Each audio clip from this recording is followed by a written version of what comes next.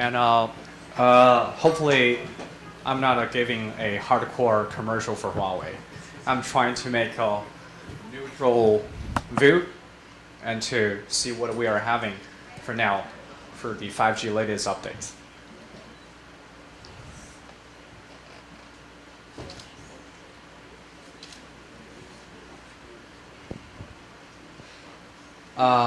Yeah, this we saw a lot yesterday.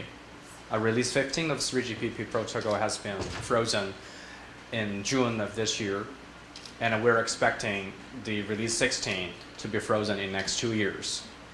As we discussed in the previous panel, whether the standard can support all those things, all those use cases in next few years for so many kind of cases.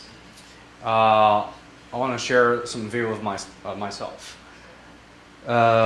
We all know that the standard, the protocols are kind of a compromise between all the parties. And since it is a compromise, it will take a long time for discussion. And that is also the reason why in the last 10 or 5 years, a lot of OTT appears, and a lot of new industry, a lot of the new app are more popular and popular than before. And we kind of find that all those carrier, all those operators in telecommunication kind of cannot catch the steps of the industry. All the carriers are expecting to get more revenue like 10 years ago, 20 years ago, which just rely on the pipe and get the revenue. But it seems it's more harder and harder. For the standard to get agreement, it takes time. So what happened for those ambitious carrier? They just pick some small OTT to test whatever they want. Maybe the cost is not that much, but whatever it is, get succeed. And for those vendors' view, we're expecting that we can make the cake as big as possible. So one experience can be copied to every carrier so that we can take the least cost to make the most profit. That is kind of also old-fashioned philosophy. And that is not what Huawei is doing for now. Internally, Huawei is kind of we're trying to make ourselves to work to behave like startup. We're trying to make as more as possible new approach for the new use cases, relying on our existing technology, and no matter whether the carrier accepts or not yet.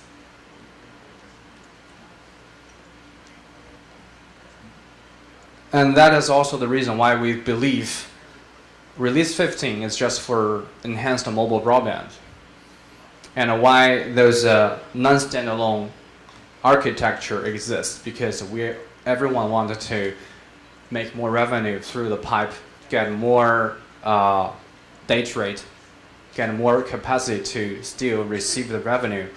We have to expedite the progress of 5G. And that is why we leave all those even tougher tasks to release 16 or 17 for ultra-low latency services. And we're expecting all those even more old-fashioned verticals to accept our way to make it work. But probably that wouldn't be the way in the future. A lot of ambitious verticals they are doing by themselves. They're cooperating with the internet company, and they're trying to do their own way without paying the fee to carriers. That is also all the industry and telecommunication should think about. We should expedite what we're doing now. We're not always discussing. And that is what we, Huawei, is believing we should do together. And for still, let's go back to release 15. Right now, we're expecting it, as Daisy yesterday mentioned, we're expecting from this the release 15 technology, which is already available for the industry, and especially for Huawei, we have already got 22 commercial contracts of 5G globally.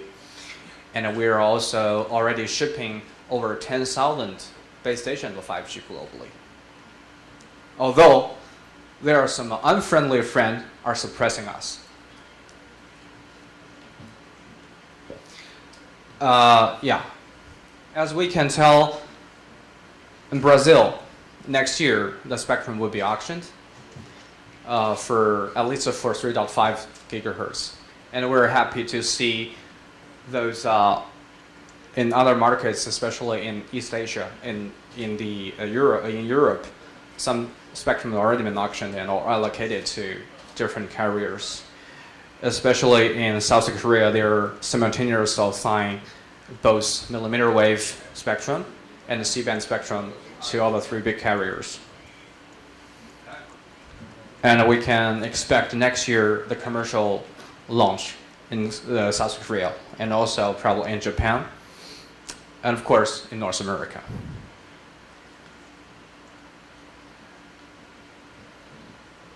When we talk about the spectrum allocation, in the past, due to the consideration for fair trade, fair playing, some administration tries to make this spectrum as scattered as possible to different players. But that would be a very difficult part for 5G. For 5G, the carrier bandwidth is kind of more broader than before, than previous technology. And so that due to the new air interface technology, we can achieve a much higher spectral efficiency than prior technology. That demands one carrier bandwidth. It should be as much as possible. For C-band, it can be up to 100 megahertz, and for a millimeter wave, it will be up to 400 megahertz.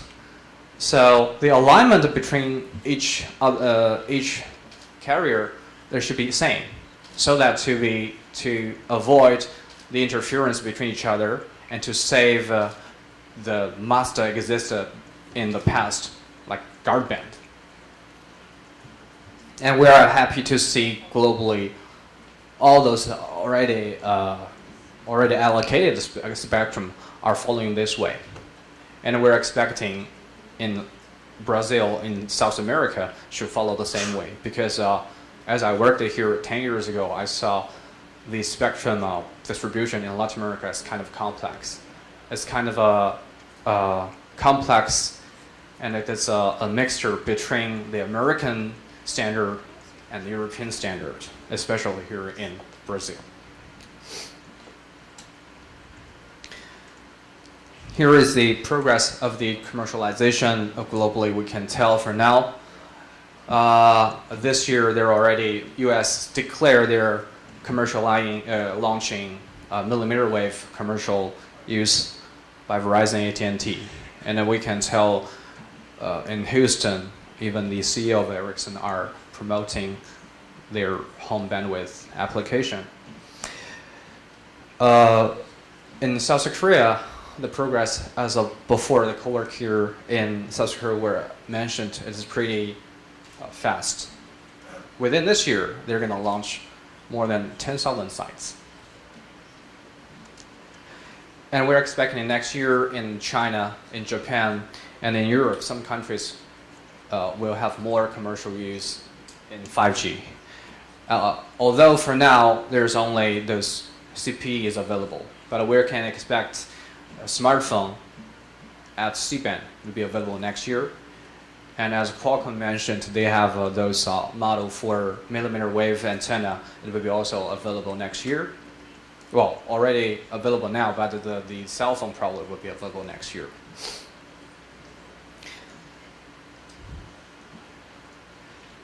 This part yesterday I mentioned about in China, all the deployment pace is very fast. Within 4 years, we have over 2 million sites of LTE. Probably we are not expecting that many sites for 5G in that short term, but especially for in China for the top 30, top 50 cities, the deployment will also be very fast. And we found in UK, BTEE have already launching their 5G network just in last week. And they are also broadcasting the famous Prime League, football league, via 5G, and from this month. They're testing those Wembley Cup final via 5G last week. And we're expecting BT Sports is using this way for different kind of a league, for different audience.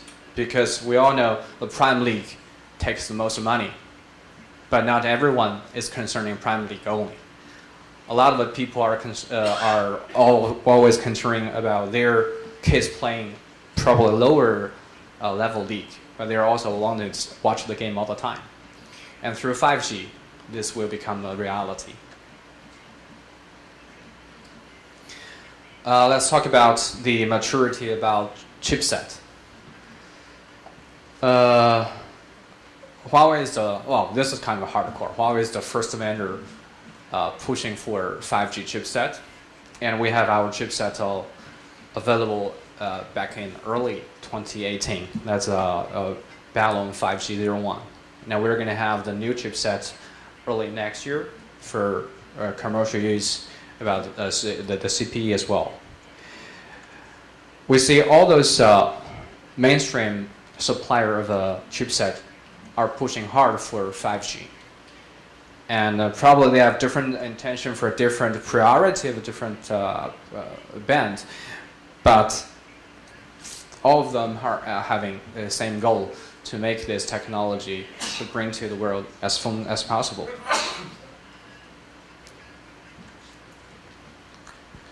I understand everyone is mentioning about end-to-end solution, but so far still, Huawei has provided this from the chipset to the equipment, to the CPE, to the network equipment, to front haul, back haul, to 5G core, and everything we're able to provide to all our customers.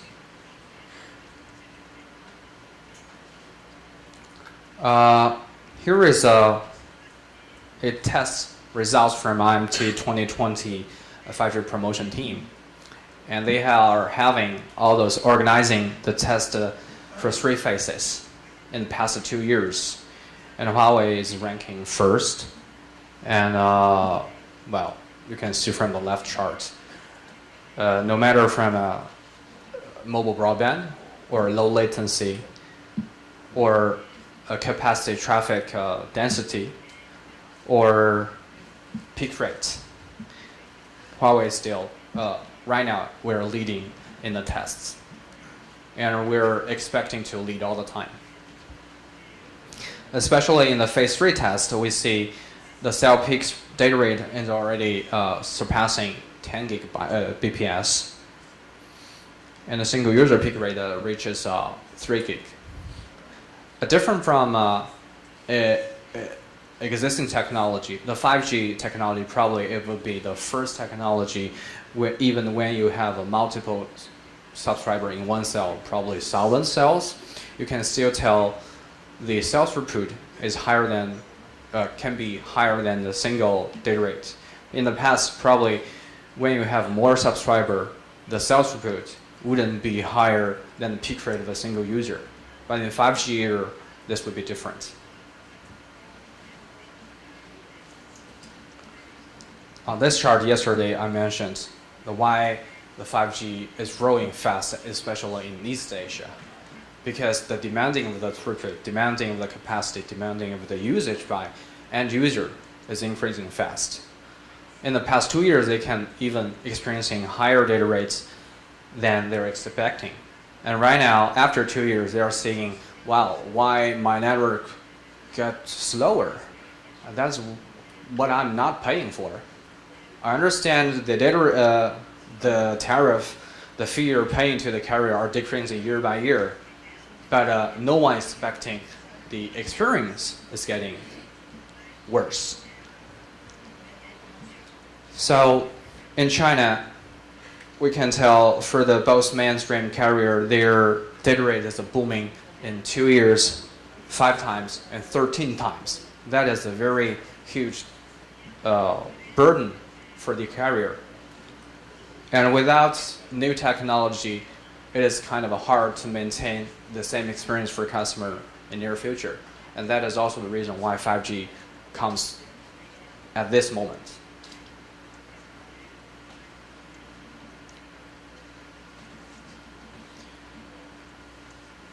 Yeah, at the beginning I mentioned all those attempts what we have done. And we are trying to make as more as possible of the applications via 5G. And that is the reason why we have X Labs. They're distributing in different part of the world.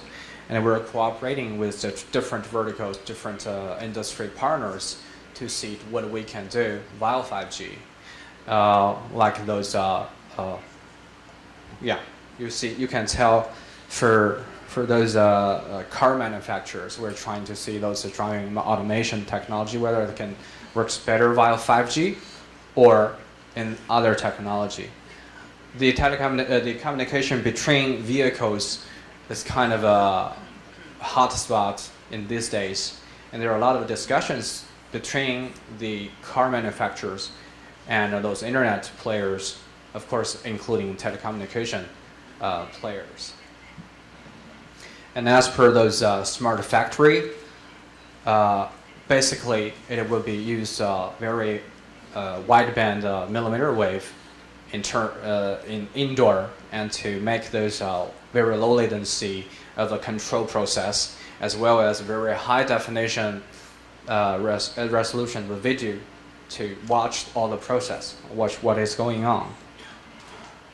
And as per VR, AR, we're seeing the tendency will be in future, everything the process in the cloud, and the pipe becomes just the pipe. And at the end user part, your device will be just a receiver. So all those division of work from the cloud to the pipe to the device will be even more simpler.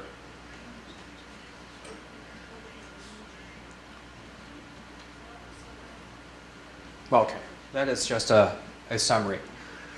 We see the standard is getting mature for mobile broadband, but we are not seeing the timeline, the real timeline for URLLC or MMTC will be just finished within the years we're expecting. Although we have the time frame for 2 years or even more, but we see in release 15 what happened. There is an earlier job, there is a late job. But we don't know whether it would be another earlier job or late job. We are expecting all those debate between the players in the industry will be less and less. And we're expecting to make the collaboration between each other can be more peaceful and make the industry grow even faster. And on the right side is Huawei network solution. I didn't introduce much, but just to make everyone believe we are already able to provide everything. I want to mention about the massive MIMO technology a little bit, because so far everyone is mentioning massive MIMO. And in the past, probably we have those antenna all are passive antenna. And from the late period of LTE, we are introducing massive MIMO. And in 5G, massive MIMO becomes something born to be massive MIMO. That's an active antenna. And Huawei is the only vendor are doing both study in passive and active antenna study. And we are as we already have those market share globally for existing infrastructure, we are trying to make the deployment simpler for our customer. For the baseband, we're using existing baseband board, baseband unit. And we just need to insert those new processing board empowered by 7 nanometer process technology of our new processing board. It can be simplify the deployment and save the cost for our customer. Regarding the architecture, our equipment always support both NSA and SA from the day one. And for the conversion from NSA to SA, you just need a software upgrade. So everything is ready, and everything's already provided. Thank you.